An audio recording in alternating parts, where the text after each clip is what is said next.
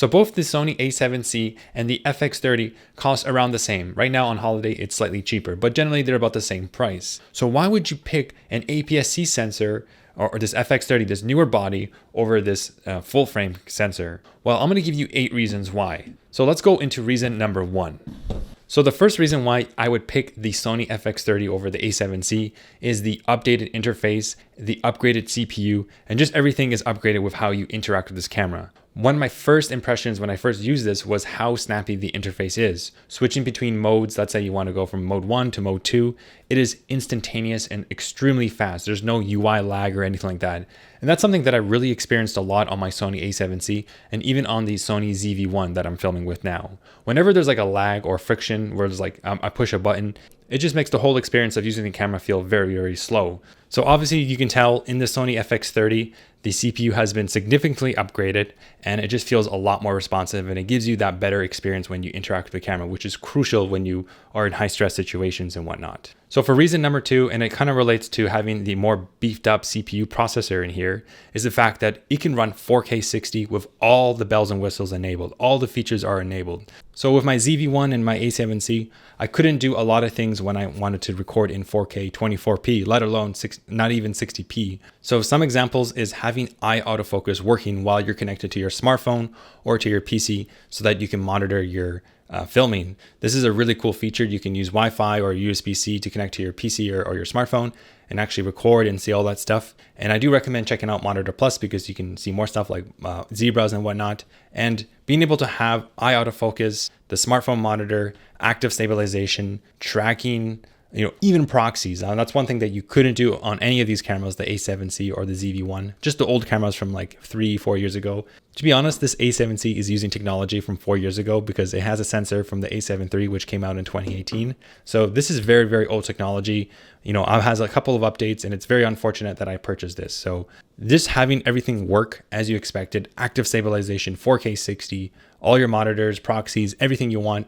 And this is a huge boost in my productivity because it allows me for different workflows where I can use this as a monitor. I don't have to connect to a typical monitor. I can just use my smartphone or the PC app from Sony. So for reason number 3, it has to do with the body and all the buttons and just how comfortable it feels. So the grip is absolutely amazing. Like that's one of the nicest things. So this grip is really, really key. I really like it so much. So coming from the Sony A7C, which has a very tiny grip, and this is obviously paired with a very heavy lens. In fact, this lens on its own, the Sigma 24-70, weighs just as much as this whole thing right here. So about 900 grams versus 900 grams over here, which is ridiculous. So anyways, having this was just awful. I couldn't use it for outside or anything like this. Now with this grip over here, it is a night and day difference. And I thought it wasn't a big deal until I actually held it. So I had to use a cage and use like different small rig devices, handles and whatnot to make this actually bearable to hold, but this feels a lot more comfortable. So for reason number 4, it's similar to my previous point, and that's the body itself. And this really is really cool because it has a lot of mounting points. So it has a mounting point on the side over here,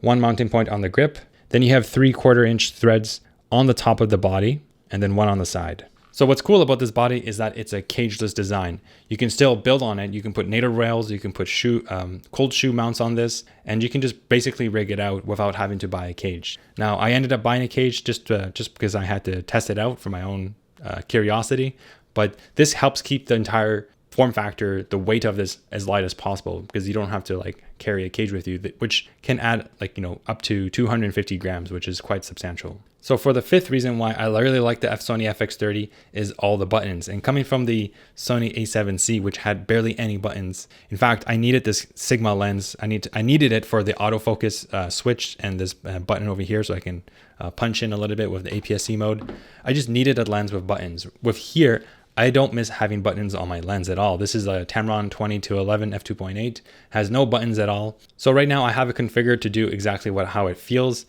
Everything is really accessible, and of course paired with the really snappy, fast interface thanks to the CPU, everything just feels very responsive. So you can just get into the menus really quickly if you don't have enough buttons. But honestly, all the buttons over here are just fantastic. There's even one on the side over here. This record button is really cool.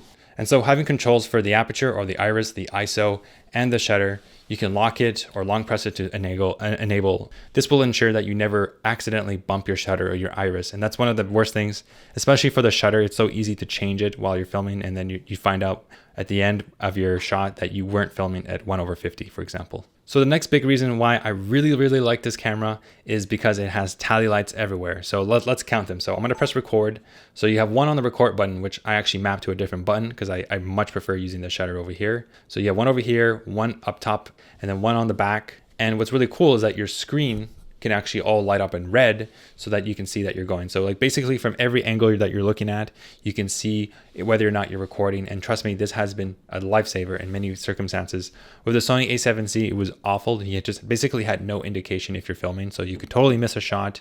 At least with what I'm filming right now, the Sony ZV-1, you have a red tally light, and that has been immensely helpful. So this is way cooler. So I actually created a dedicated video on the Sony A7C a long time ago, a couple of years ago. This is a very old camera by now.